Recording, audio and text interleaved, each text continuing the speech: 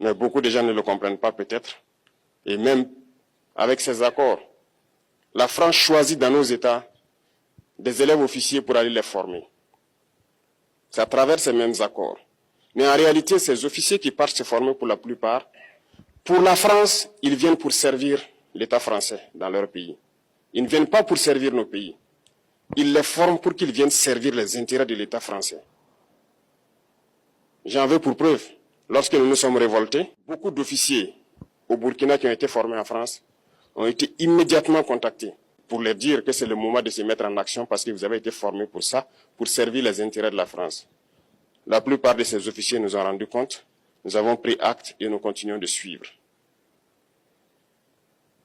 Lorsque un officier formé en France arrive dans son pays et par malheur meurt soit par accident ou bien sur le champ de bataille, en France, il y a une nuit d'hommage aux morts dans l'armée, comme partout ailleurs.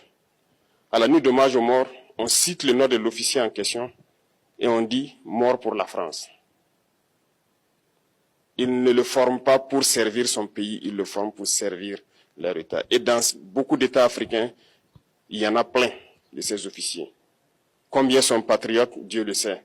C'est une leçon que Emmanuel Macron a donnée encore aux chefs d'État africains, de se rattraper et de pouvoir vraiment mener cette lutte contre l'impérialisme.